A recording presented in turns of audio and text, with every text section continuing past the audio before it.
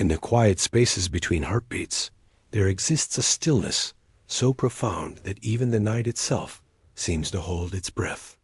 Tonight, as darkness wraps around the world like a gentle meditation shawl, we gather in this sacred pause between waking and sleeping, between holding on and letting go.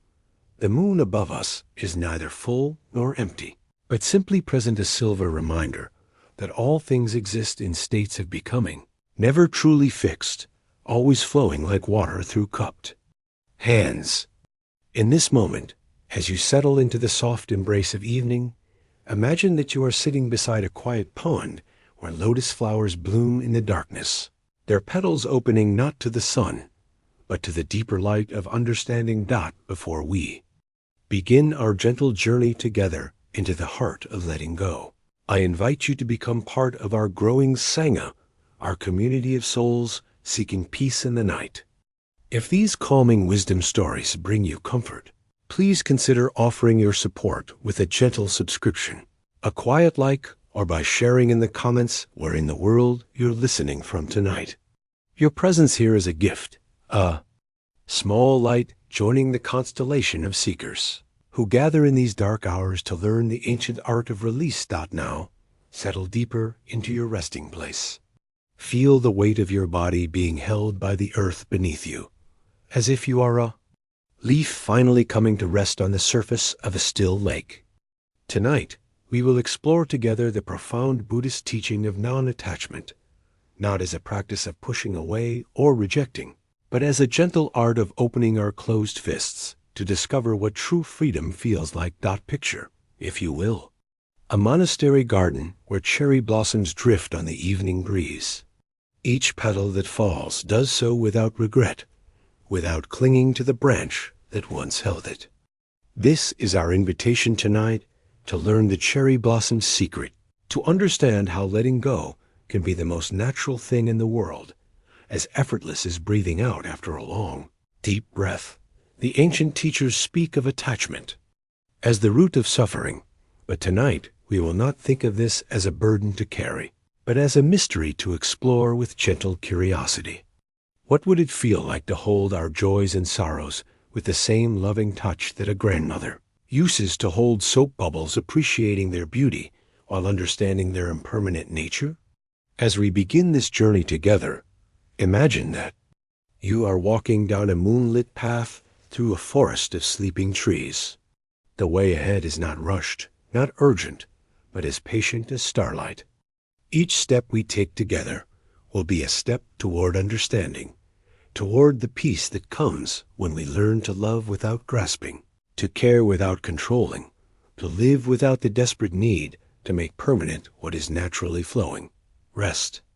Now, dear friend, let your breath become a soft tide, and your thoughts like clouds passing through a vast, clear sky.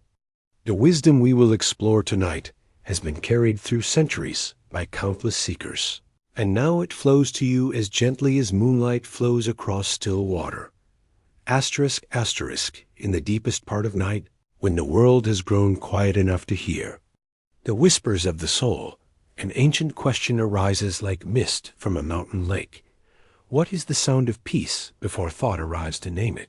This is not a riddle to solve with the mind, but a doorway to walk through with the heart.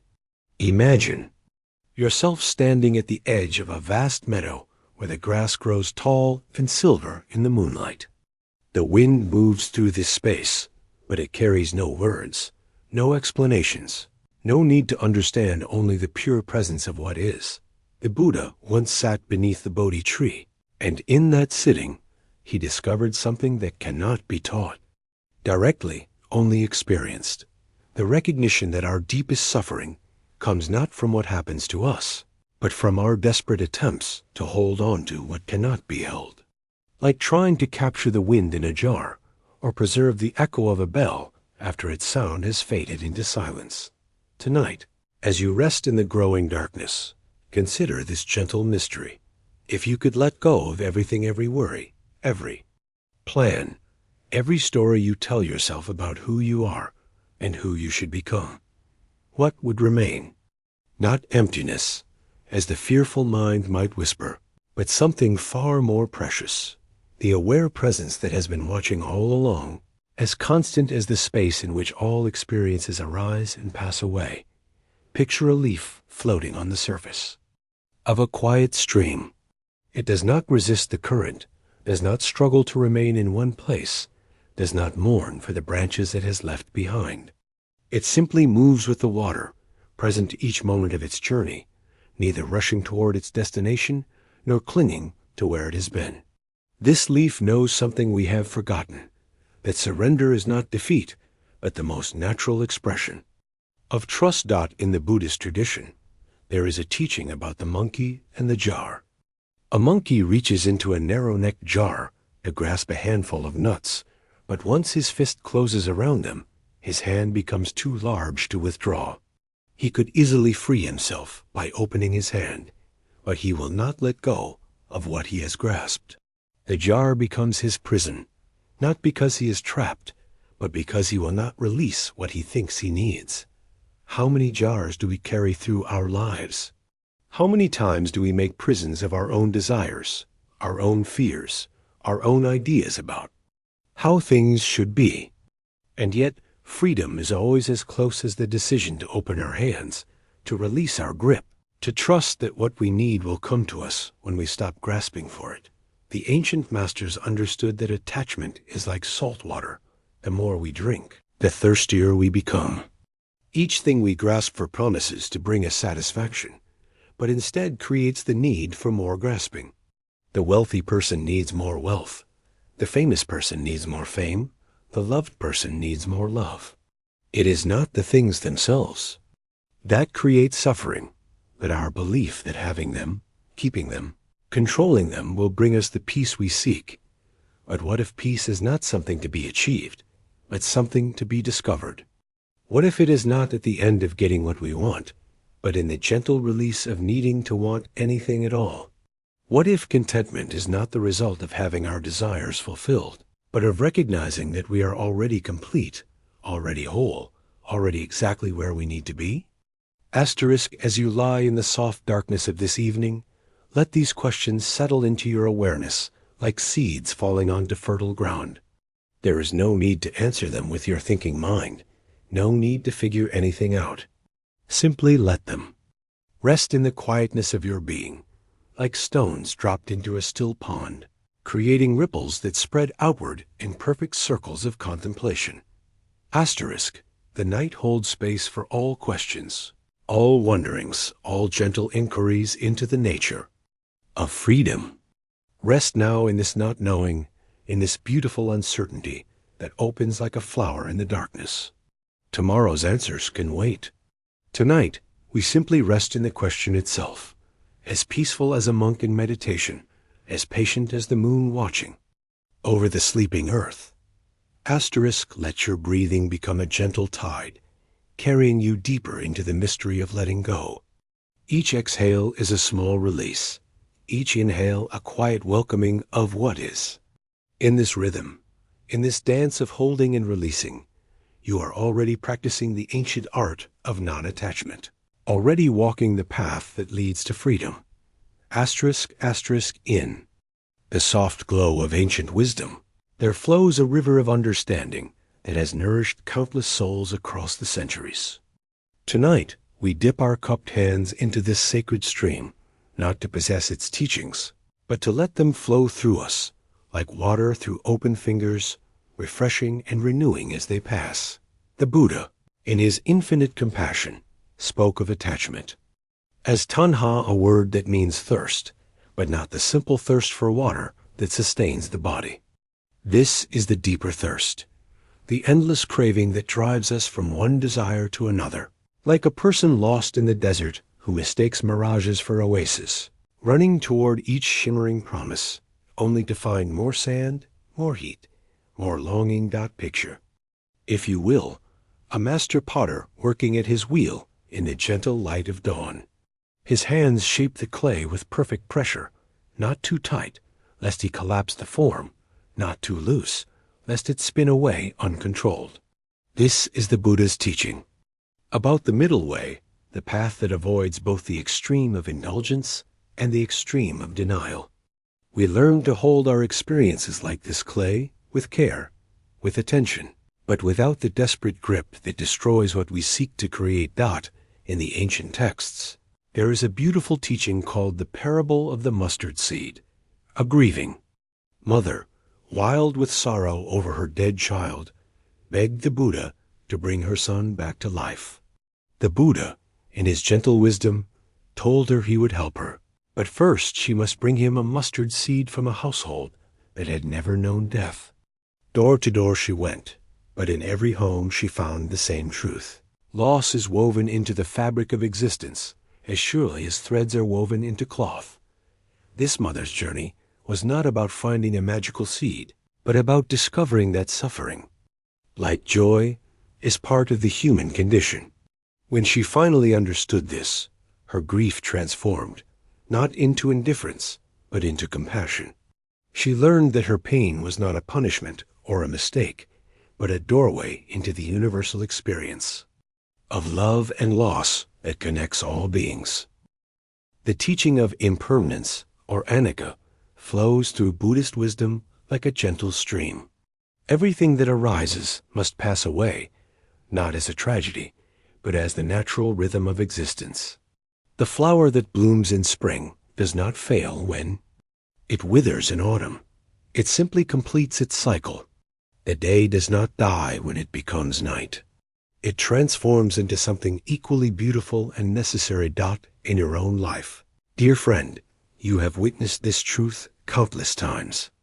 The child you once were has passed away, yet here you are, whole and present. The fears that once seemed so solid have dissolved like morning mist.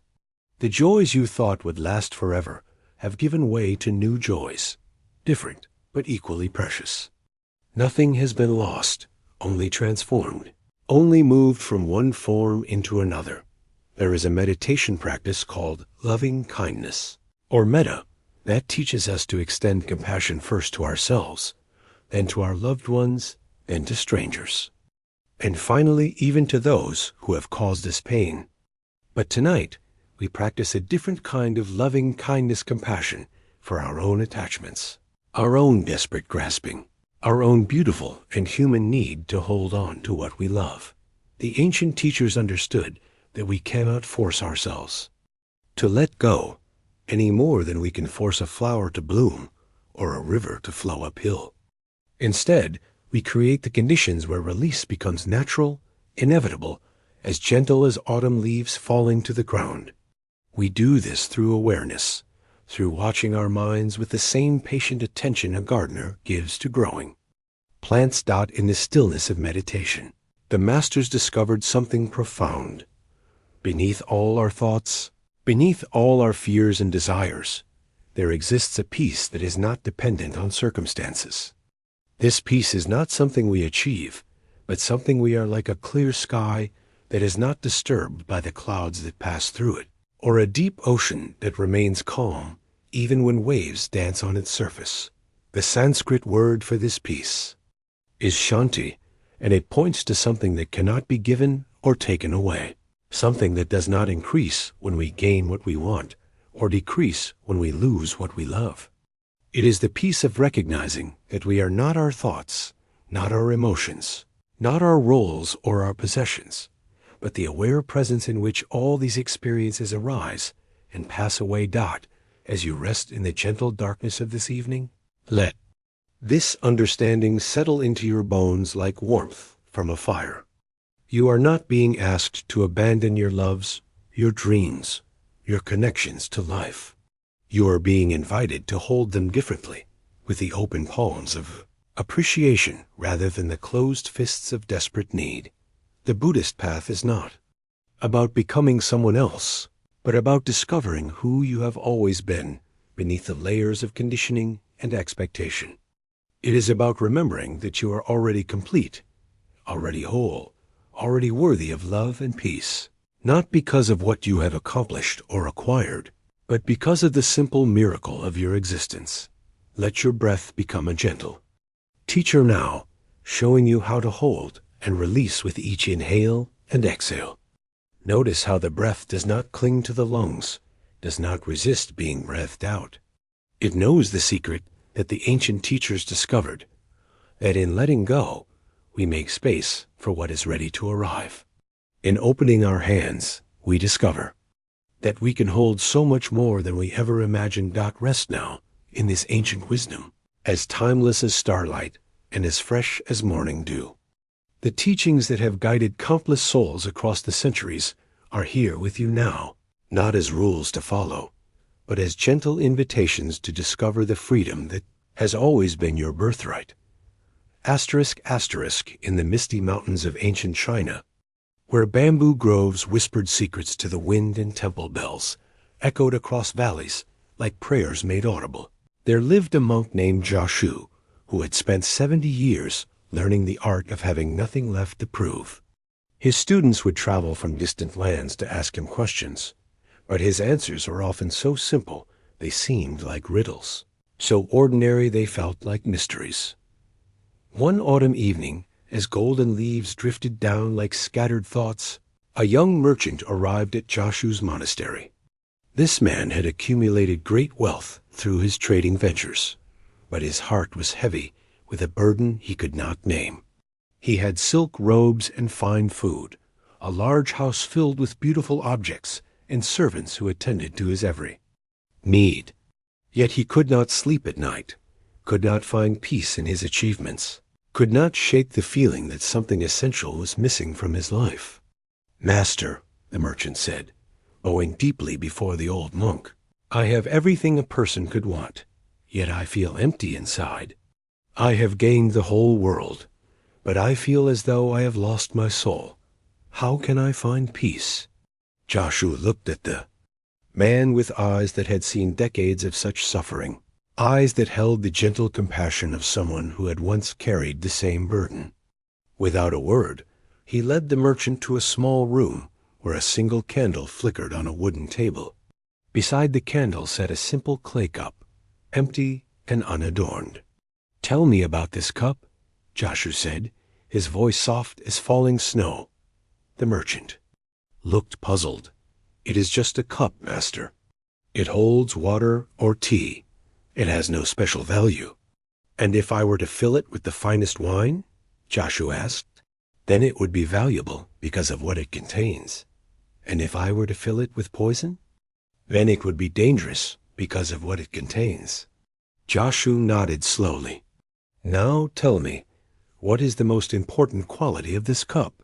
The merchant thought for a long moment, his mind racing through possible answers. "Its its emptiness?" He ventured. "Yes," Jiashu smiled. "Without its emptiness, it could hold nothing. Without its willingness to be filled and emptied, it could serve no purpose. The cup's greatest gift is not what it possesses, but what it is willing to release." The merchant began to understand, but the old monk continued.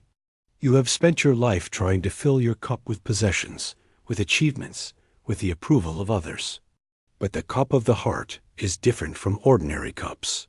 The more you pour into it, the less room there is for what truly matters.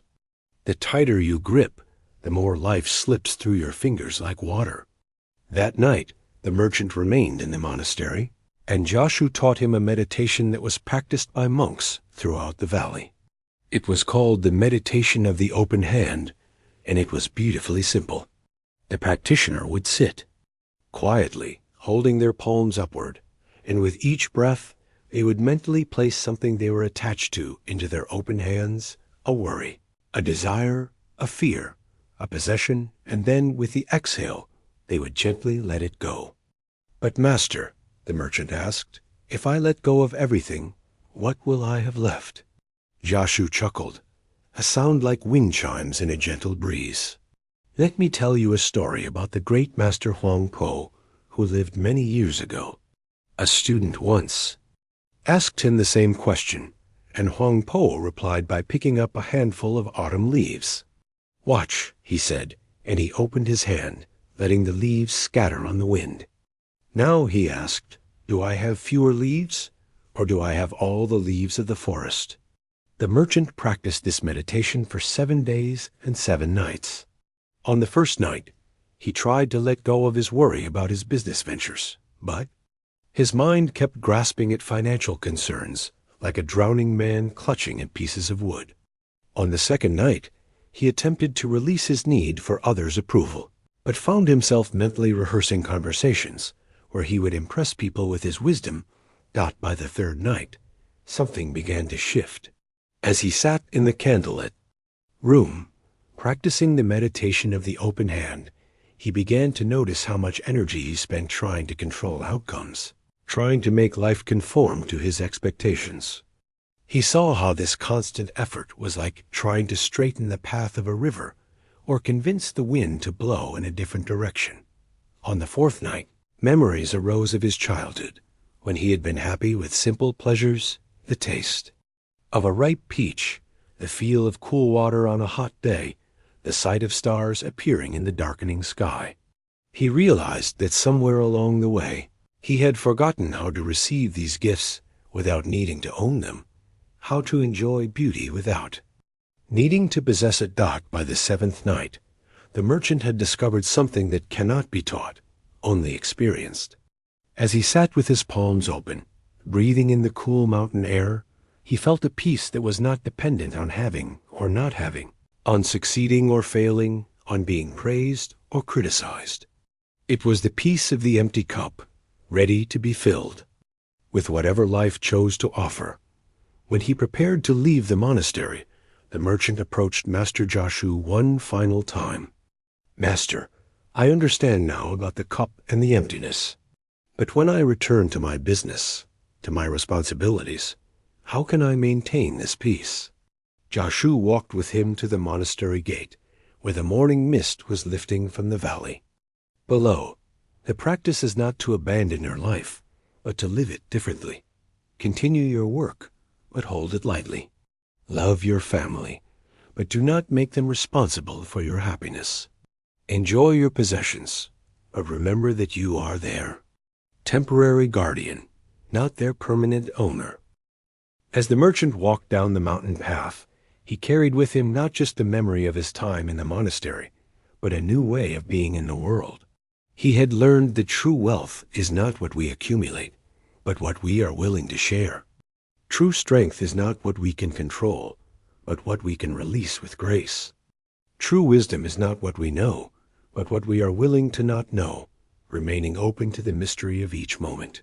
Years later, people would speak of this merchant as one of the happiest men in the province. His business continued to prosper, but he was no longer possessed by his possessions. He gave generously to those in need, not from a sense of duty, but from the natural overflow of a heart that had learned to hold everything lightly.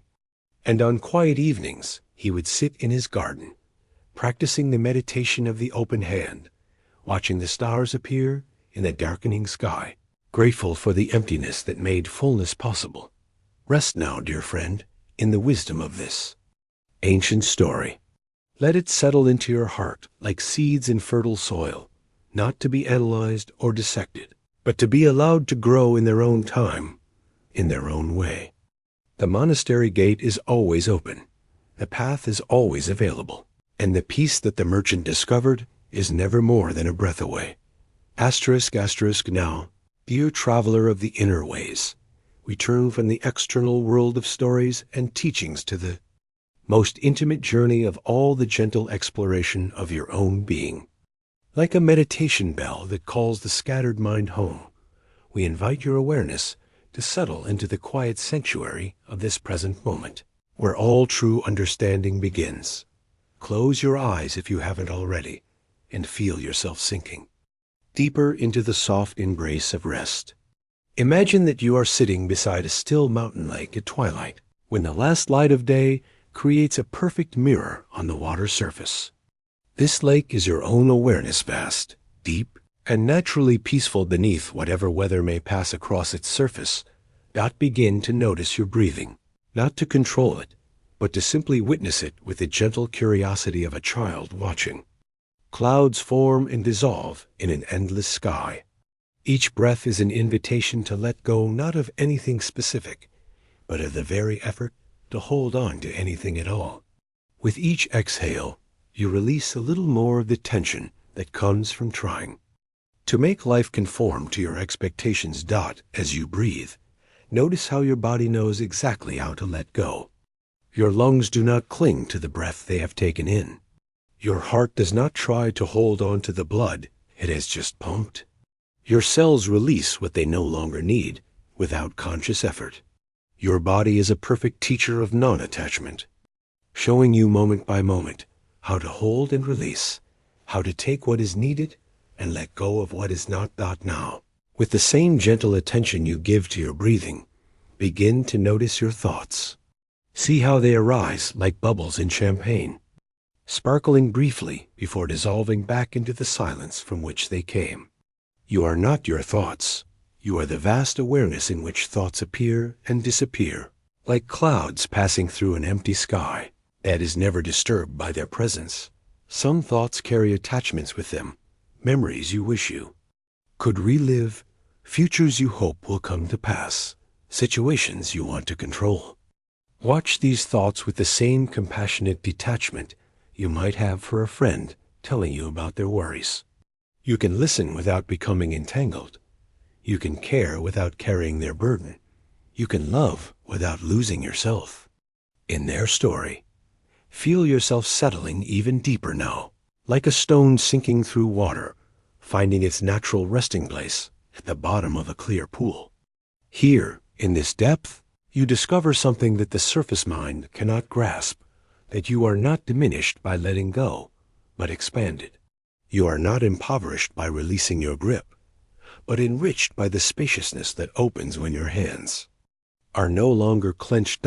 In this quiet space, you begin to understand what the Buddha meant when he spoke of the original face, the self that exists before all identities, all roles, all stories about who you are and who you should become. This is not a self that needs to be created or achieved, but one that needs only to be uncovered, like a jewel that has been buried under layers of dust and debris. Imagine now that each attachment you carry is like a coat you have put on to protect yourself from the cold of the world. You have worn these coats for so long that you have forgotten you are not the coat itself. Your attachment to being successful, to being loved, to being right, to being safe, these are all coats that served their purpose, but they are not who you are. One by one, with infinite gentleness, you begin to remove these coats, not because they are bad or wrong, but because in this warm inner space, you no longer need their protection. You discover that beneath all these layers of identity and need, there is a presence that is naturally whole, naturally peaceful, naturally free. Feel this presence now, like a warm light glowing softly in the center of your chest. This light does not depend on external circumstances for its brightness. It does not dim when you lose something you thought you needed, nor does it brighten when you gain something you thought you wanted. It simply is, constant and steady, like the North Star that guides travelers home. As you rest in this awareness, notice how spacious you feel. Without the constant effort of grasping and protecting, defending and acquiring, you discover that you are not a small, separate self struggling to survive in a hostile world, but a vast, interconnected being temporarily expressing itself through this particular form, this particular lifetime. You are like a wave that has suddenly realized it is not separate from the ocean, but is the ocean itself playing at being a wave. All your fears about not being enough, not having enough, not doing enough dissolve like salt in warm water. You are not lacking anything. You are the very fullness of existence, experiencing itself through your unique perspective. Let this understanding flow through you like honey through warm milk, sweetening every cell, every thought, every breath. You are not abandoned when you let go. You are returning home. You are not losing yourself when you release your attachments. You are finding your true nature, which is as limitless as the sky and as deep as the ocean. Rest here in this recognition. Dear friend, let your breathing become a gentle tide that carries you deeper into this truth. you are already complete. You are already whole. You are already free. The peace you have been seeking outside yourself has been waiting patiently inside. You all along, like a faithful friend who never leaves your side. In this inner sanctuary, time moves differently. Hours feel like moments, and moments feel like eternities. You are not separate from the universe. You are a conscious expression of it, a way for existence to know itself, to love itself, to experience the infinite joy of being alive. As you settle into this profound relaxation, feel yourself becoming one with the rhythm of existence itself. Your heartbeat synchronizes with the pulse of the cosmos. Your breathing aligns with the breath of the wind through the trees. Your awareness expands to include the silence between thoughts, the peace between breaths, the love that flows beneath all fear. You are home now, in the truest sense of the word. Not in any physical location, but in the recognition of your own eternal nature. This is the destination toward which all spiritual seeking points. Not a place you arrive at, but a truth you remember. Not something you achieve, but something you are. Let this journey into the self continue as you sleep tonight, dear traveler. Let your dreams be filled with the spaciousness you have discovered, the freedom you have remembered, the peace that is your birthright. Tomorrow, you will wake to the same world, but you will see it with new eyes, the eyes of one who has learned to hold everything lightly, to love everything freely, to live everything fully. Asterisk, asterisk, in the secret chambers of Buddhist wisdom, where the most profound teachings are whispered from heart to heart across generations, there exist jewels of understanding that sparkle with unexpected beauty. Tonight, we gather these hidden treasures like children, collecting seashells at the ocean's edge, each one a small miracle of insight that can transform the way we see the world. There is an ancient Zen saying that goes, "The pine teaches silence, the rock teaches stillness, but the cloud teaches the art of letting go." This may seem like a simple observation, but within it lies a profound secret. Watch a cloud, sometimes see how it forms from invisible water vapor, takes shape for a brief moment, then dissolves back into the vastness from which it came. The cloud never struggles to maintain its form, never grieves for its dissolution, never fears its transformation. What if we could learn to live like clouds? What if we could form our experiences, our relationships, our very identities with the same natural ease, knowing that transformation is not destruction, but simply the next movement in the endless dance of existence? There is a story, rarely told, of a master who was asked by his student, "What is the most important thing in the universe?" The master replied, "The space between your thoughts." The student, confused, asked, "But master, that space is empty. It contains nothing at all." The master smiled and said, "Exactly. And in that nothingness, everything is possible." This is one of Buddhism's most beautiful secrets, that emptiness is not absence, but fullness, not poverty, but richness beyond measure. In the space between thoughts, in the pause between breaths, in the silence between words, we discover the pregnant void from which all creation springs. This is what the Buddhist texts call sunyata, not a blank nothingness, but a vibrant potential that contains all possibilities. Consider this gentle paradox. The more we try to fill our lives with possessions, achievements, and experiences, the more empty we feel. Yet the more we embrace the emptiness within ourselves, the more full we become. It is like a jar that can only hold water when it is empty, or a doorway that can only allow passage when it contains no obstruction. In the meditation halls of Tibet, monks practice a technique called sky gazing, where they rest their attention on the vast openness of the sky, allowing their minds to become as spacious and limitless as the blue expanse above. They discover that consciousness itself is like the sky. It provides the space in which all experiences arise and pass away. Yet it is never touched or changed by what moves through it.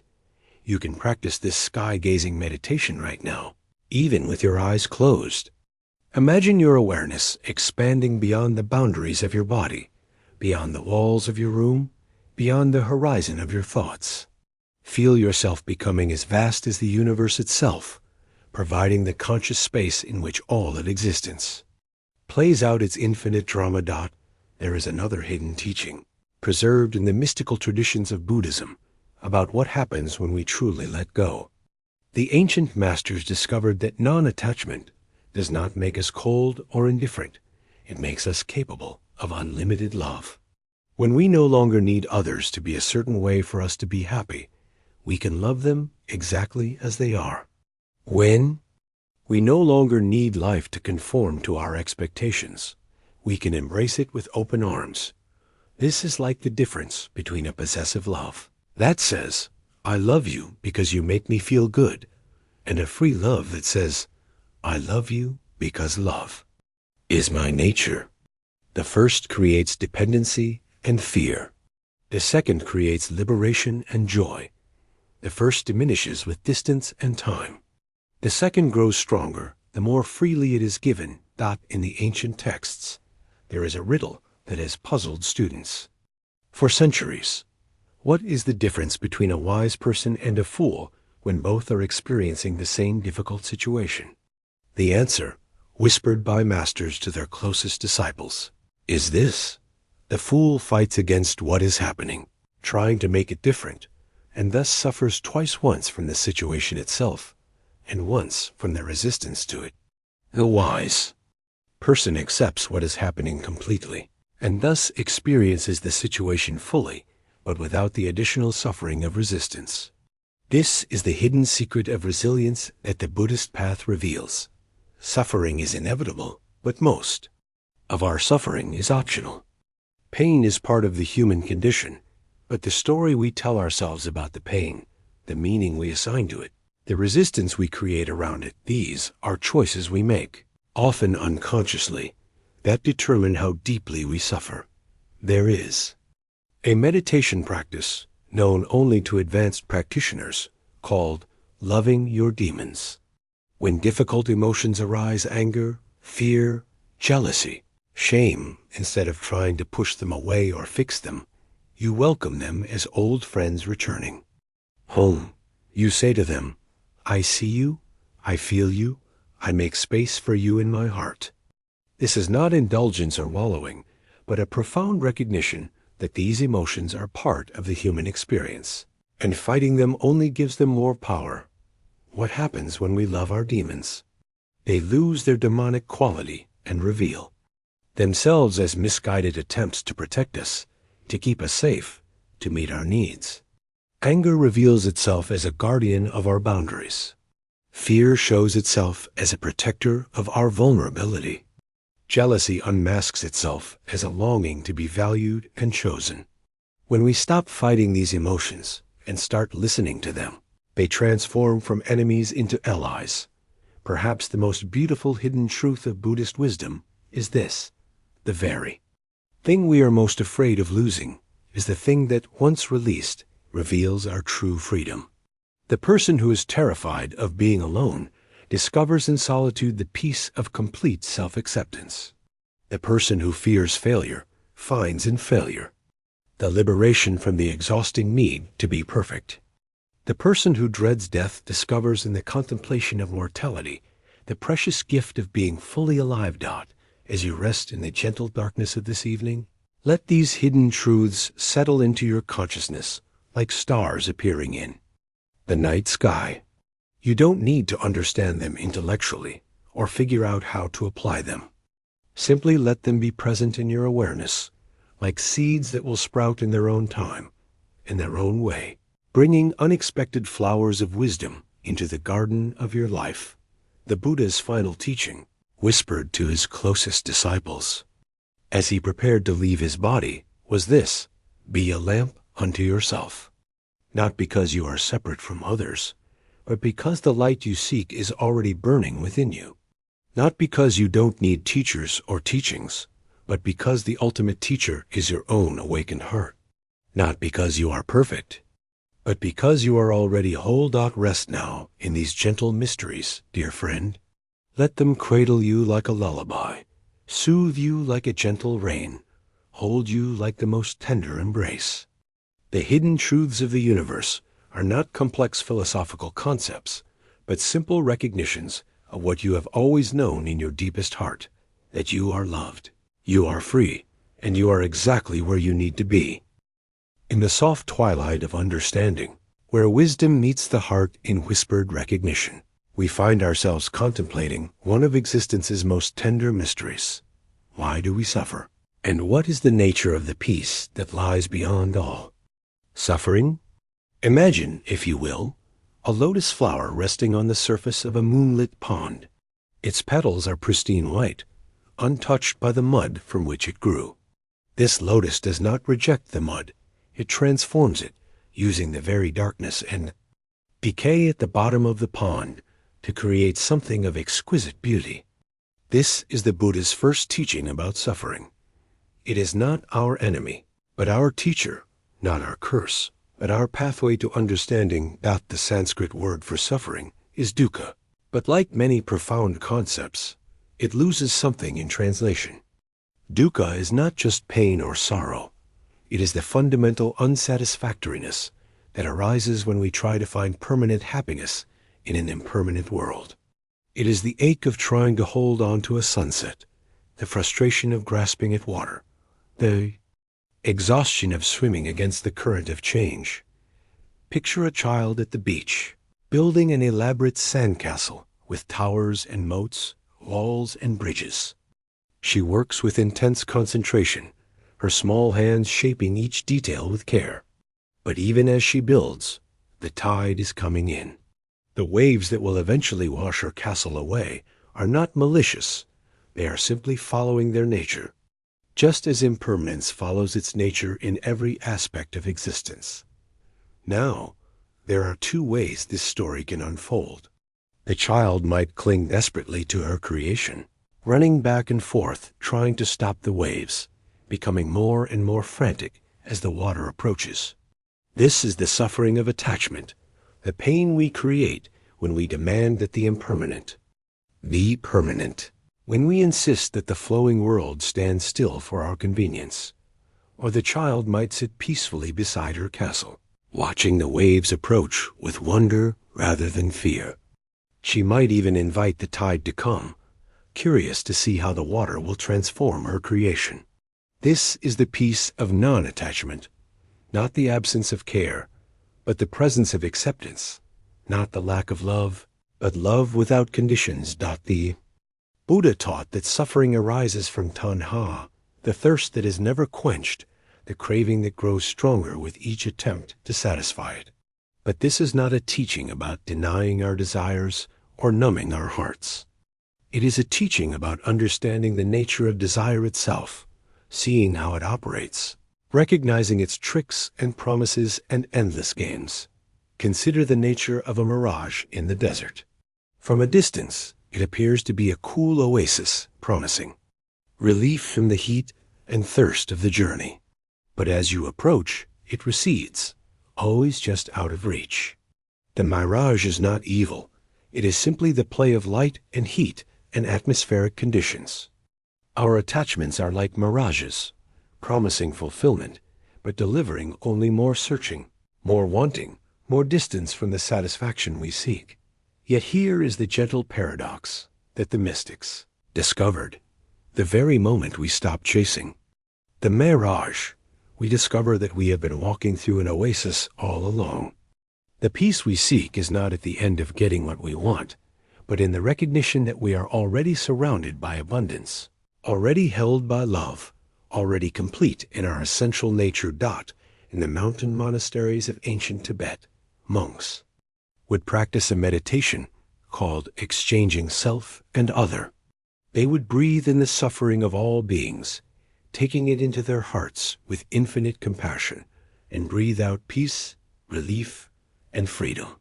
This practice taught them that suffering, when met with an open heart, becomes the doorway to wisdom. Pain, when embraced with love, transforms into compassion.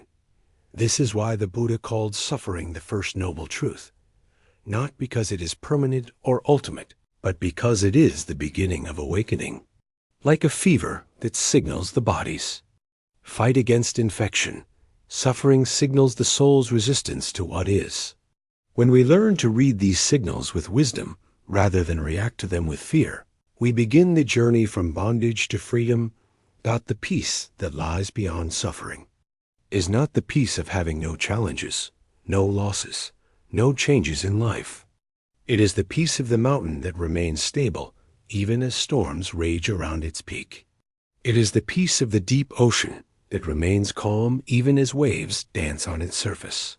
It is the peace of understanding that you are not the temporary experiences that flow through your awareness, but the awareness itself. Imagine yourself as a vast, clear sky. Throughout the day, different weather patterns move through this sky, sometimes clouds, sometimes rain, sometimes sunshine, sometimes storms. But the sky itself is never damaged by what passes through it. It provides the space for all weather, but is not disturbed by any of it. It is equally present in storm and in calm, equally vast in winter and in summer. This is the nature of your true self, the awareness that watches all experiences but is not diminished by any of them. When you recognize yourself as this sky-like awareness, suffering becomes like weather, sometimes intense, sometimes gentle, always temporary, always transforming into something else. The ancient texts speak of nirvana as the extinguishing of suffering, but this is often misunderstood. Nirvana is not the absence of experience, but the presence of understanding. It is not the end of feeling, but the beginning of feeling without being overwhelmed. It is not escaping from life, but awakening to life's true nature. When a candle flame is extinguished, where does the light go? It doesn't go anywhere. It simply returns to its source, becomes one with the larger light from which it was never truly separate. When suffering is extinguished through understanding, it doesn't disappear, transforms into wisdom, compassion, and peace. The energy that was once bound up in resistance becomes available for love, for service, for the quiet joy of being fully present to what is . As you rest in the gentle darkness of this evening, let these reflections settle into your heart like snow falling on a silent forest. You are not broken because you suffer. You are human. You are not weak because you struggle. You are awake. You are not lost because you seek. You are already found, already home, already held in the embrace of existence itself. Feel your breathing. Now as a gentle wave, carrying you deeper into the ocean of peace that lies beneath all the surface storms of daily life. With each exhale, you release a little more of the effort to make life different from what it is. With each inhale, you welcome a little more of the acceptance that transforms suffering into understanding. The lotus flower sleeps now on the surface of the dark pond, its petals closed, but its essence unchanged. Tomorrow it will bloom again, fresh and beautiful, having transformed another day's experience of mud and water into pure beauty. This is your path, dear friend, not to escape the mud of human experience, but to bloom within it, to find the lotus of your own true nature flowering in the very center of whatever circumstances arise. Rest now in this understanding, as peaceful as a mountain lake reflecting the stars, as gentle as morning mist rising from the valley, as free as the wind that knows no boundaries. The peace you seek is not somewhere else. It is here, in this breath, in this moment, in the very heart of your being.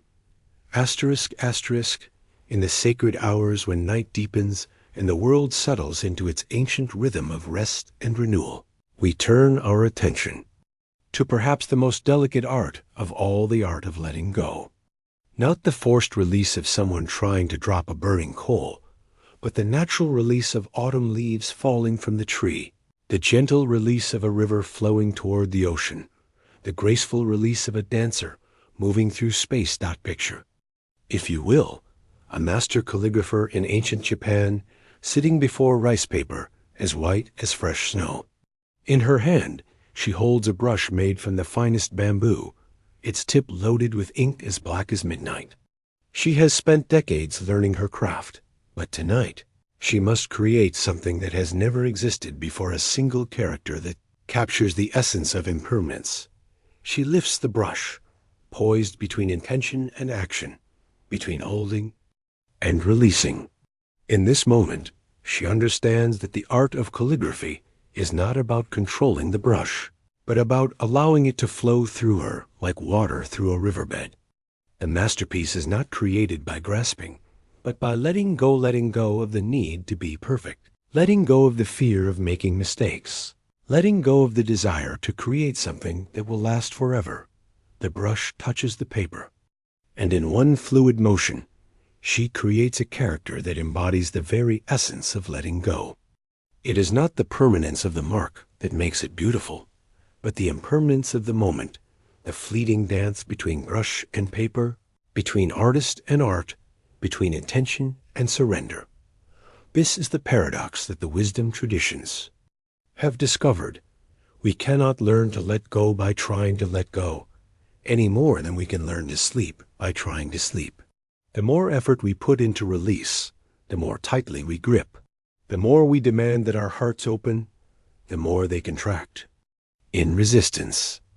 Letting go is not something we do, it is something we allow, something we become. Consider the way a flower releases its petals. It does not struggle or strain, does not agonize over the timing or worry about what will happen next. When the season is right, when the conditions are perfect, the petals simply fall away, making space for the fruit that follows. The flower trusts the process, trusts the timing, trusts the wisdom that flows through all living things. In the Buddhist tradition, there is a practice called groundless ground, learning to find stability not in any particular circumstance, but in the ability to remain centered regardless of what changes around us. It is like learning to balance on a tightrope by becoming one with the rope itself, by allowing your center of gravity to shift naturally with each step rather than fighting to maintain a rigid posture. Imagine yourself as a skilled sailor on the ocean of existence. You cannot control the wind, cannot command the waves, cannot demand that the weather be favorable for your journey. But you can learn to read the signs, to adjust your sails, to work with the elements rather than against them. You can learn to find joy in the journey itself, regardless of where it takes you. The art of letting go requires a different kind of courage than the courage we usually think of.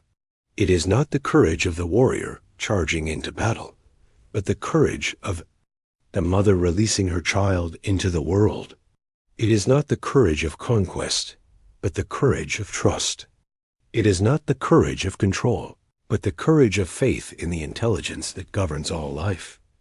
There is a meditation practice that the ancient masters used, called dying before you die. It involves allowing yourself to experience the complete dissolution of everything you think you are, everything you think you need, everything you think you must have to be happy. It is like a practiced death, not morbid or frightening, but profoundly liberating. Like taking off heavy clothing after a long journey. As you rest in the gentle darkness of this evening, you can practice this meditation in the softest possible way.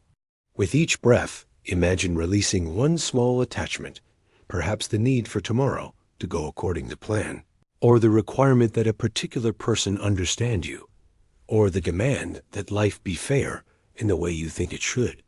Be fair. Feel how much lighter you become with each release. Notice how much space opens up when you stop trying to control outcomes. Observe how much energy becomes available when you cease the exhausting effort of making reality conform to your preferences. This is not giving up, this is growing up, growing into the mature understanding that happiness comes not from getting what we want, but from wanting what we have. The Zen masters speak of beginner's mind, approaching each moment with fresh eyes, as if you have never seen it before. This requires letting go of all your preconceptions, all your past experiences, all your future expectations. It requires becoming like a child who sees a butterfly for the first time, filled with wonder and delight, with no need to capture or categorize or compare dot in the mountain streams of Tibet. There is a practice where monks place prayer flags in the flowing water. The flags are inscribed with mantras and prayers, but they are not meant to last forever. The water gradually wears away the ink, carries away the fabric, returns the prayers to the elements from which they came. This is not seen as destruction, but as completion. The prayers have fulfilled their purpose by being released into the flow of existence. Your own life is like one of these prayer flags. You are inscribed with unique gifts, particular purposes, specific lessons to learn and share. But you are not meant to last forever in your current form.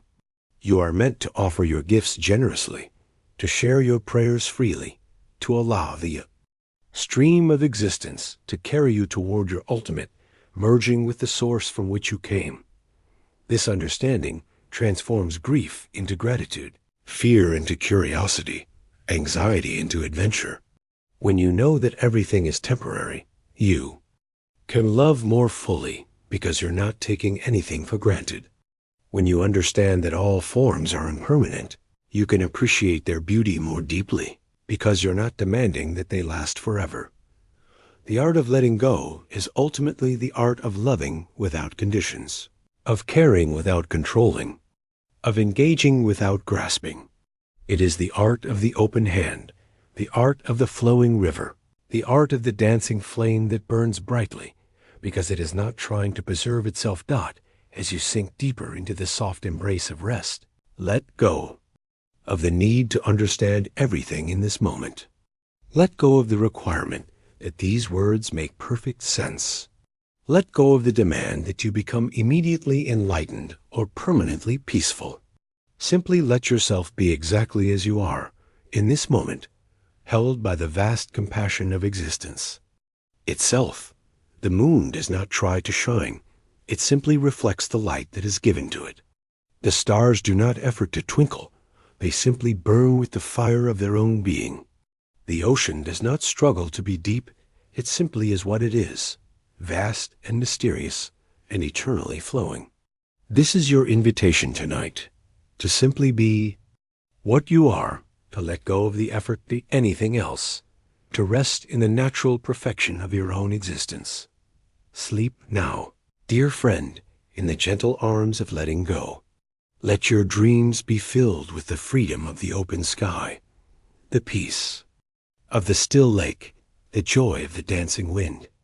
Tomorrow you will wake to the same world, but you will meet it with empty hands and a full heart, ready to receive whatever gifts it has to offer. Asterisk, asterisk, in the hushed cathedral of night, where silence holds space for the deepest truths to emerge, we find ourselves contemplating the most beautiful mystery of all, what it means to awaken, what it means to be truly free. Not the freedom of having no responsibilities, but the freedom of the bird that knows it can fly. Not the awakening of opening our eyes, but the awakening of remembering who we have always been.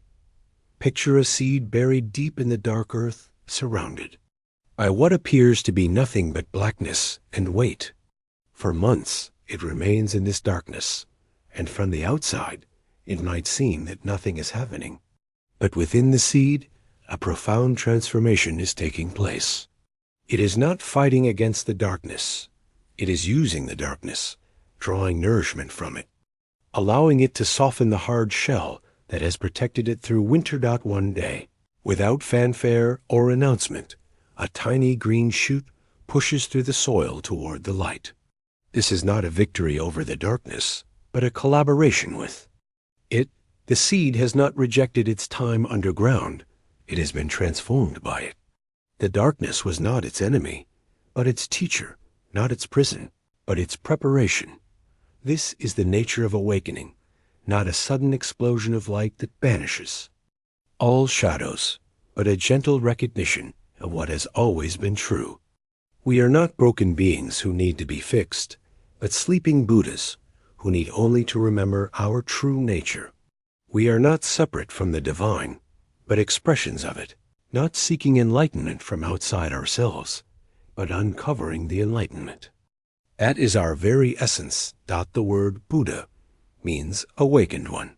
But this awakening is not the exclusive property of one man who lived 2,500 years ago. It is the birthright of every conscious being, a natural state that emerges when we stop trying so hard to be someone else, when we cease the exhausting effort of becoming and settle into the natural peace of being. Imagine a fish that has spent its entire life searching for the ocean, swimming frantically from place to place, asking other fish, "Where is the ocean? How do I find the ocean?"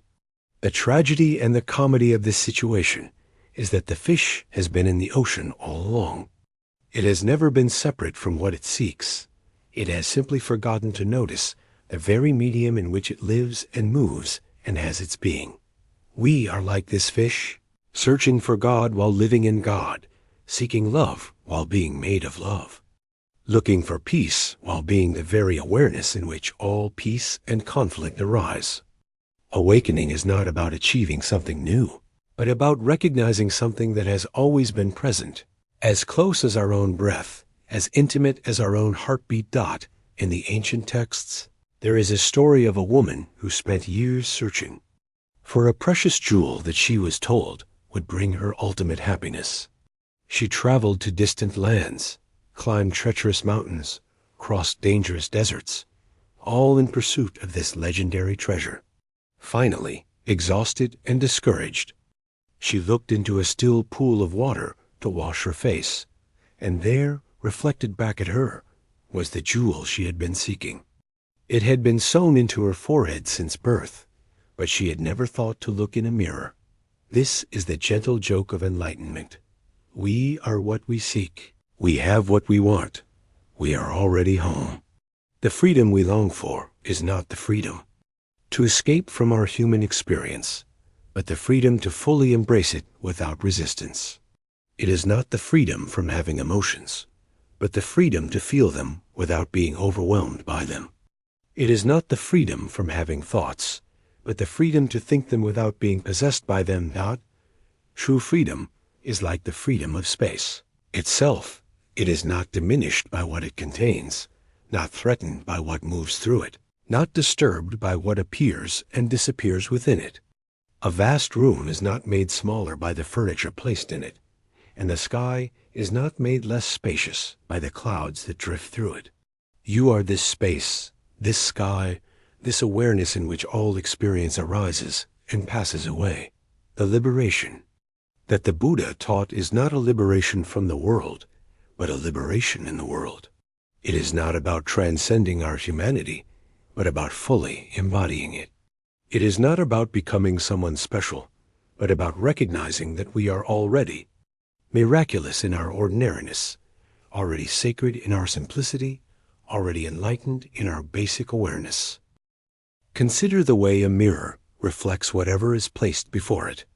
It does not prefer beautiful objects over ugly ones, does not resist disturbing images, or cling to pleasant ones.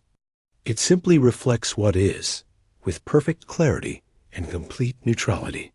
This is the freedom of awakened consciousness, not the freedom to control what appears, but the freedom to receive whatever appears with open awareness. In the mountain monasteries of ancient Tibet, there is a practice called sky-like meditation, where practitioners rest their attention in the vast spaciousness of awareness itself. They discover that just as clouds do not disturb the sky, thoughts do not disturb the mind when we recognize our true nature as the space in which thoughts arise.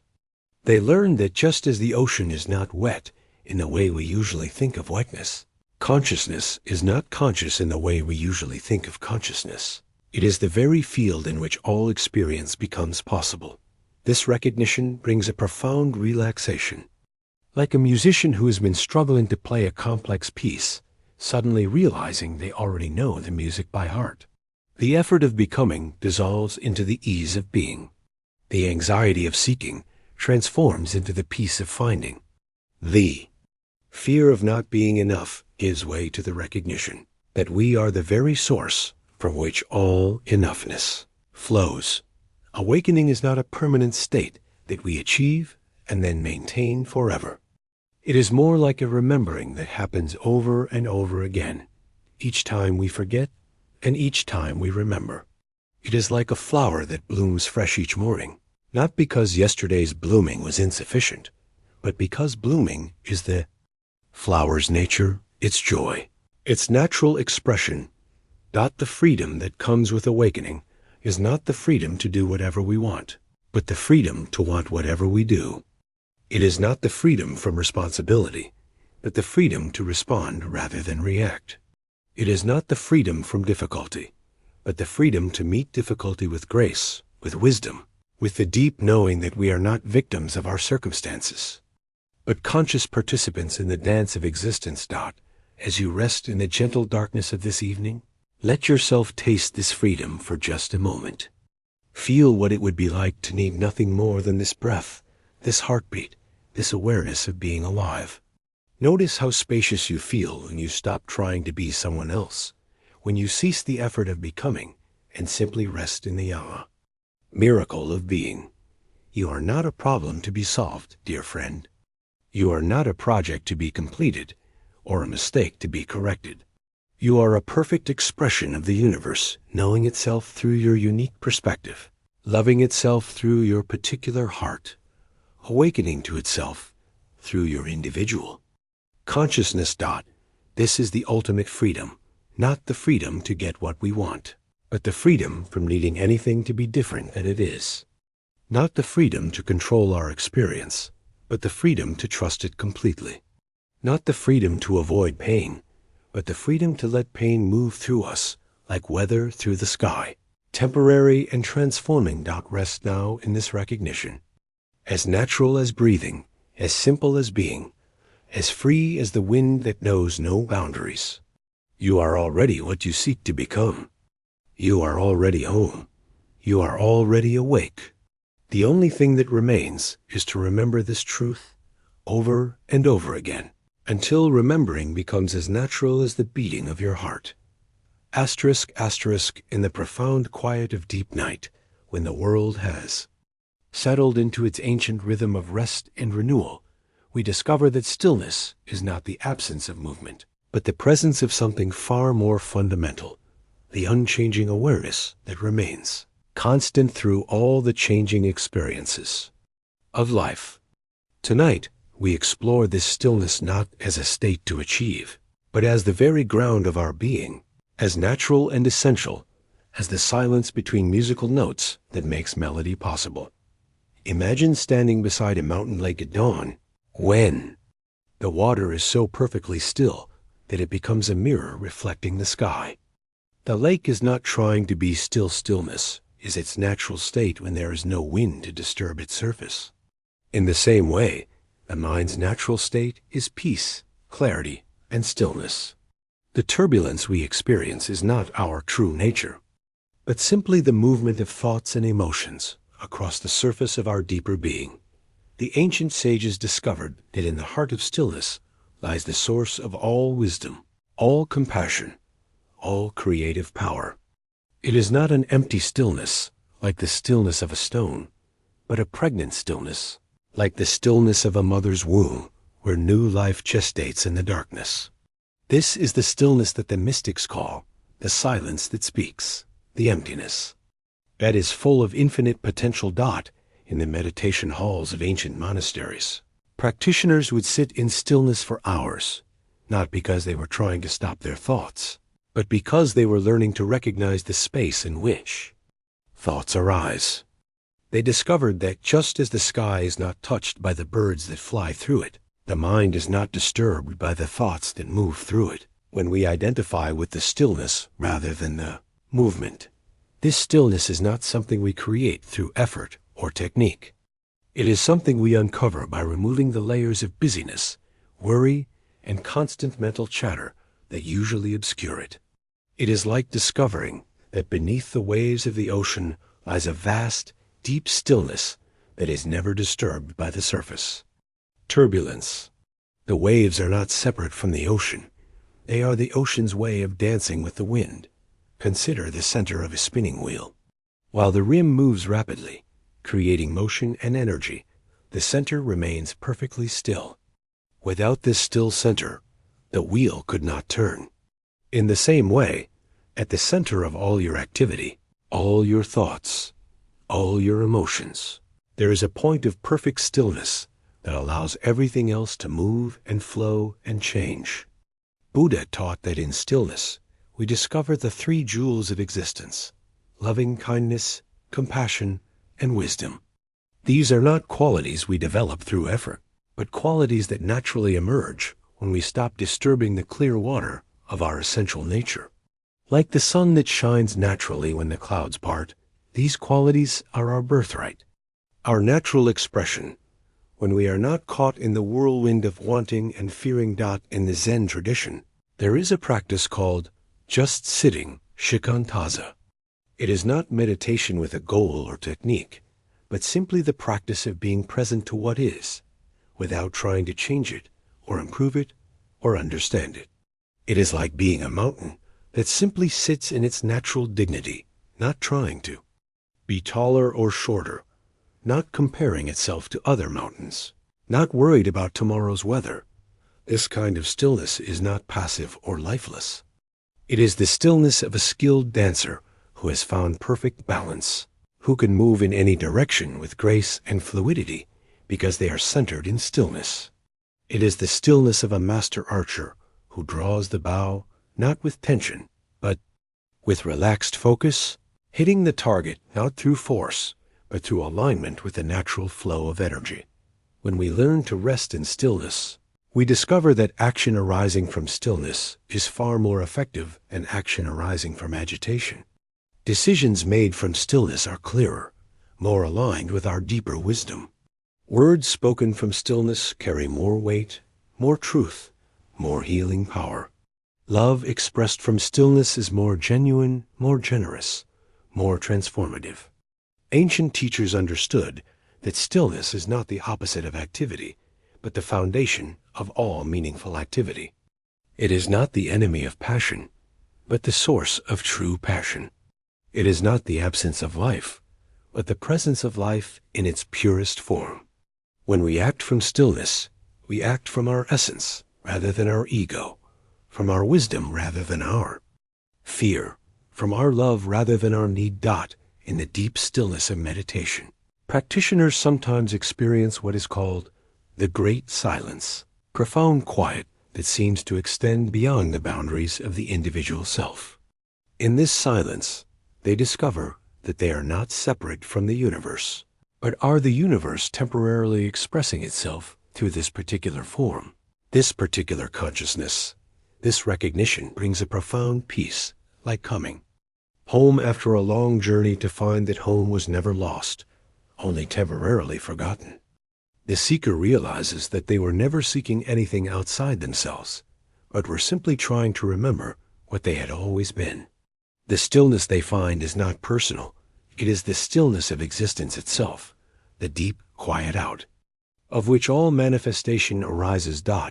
As you rest in the gentle darkness of this evening, let yourself sink into this stillness like a stone settling to the bottom of a clear pool. Feel how it supports you, how it holds you, how it asks nothing of you except to be present to its presence. Notice how thoughts may arise and pass away, like ripples on the surface of a lake, but the stillness beneath remains unchanged. This stillness is not something you achieve, it is something you are.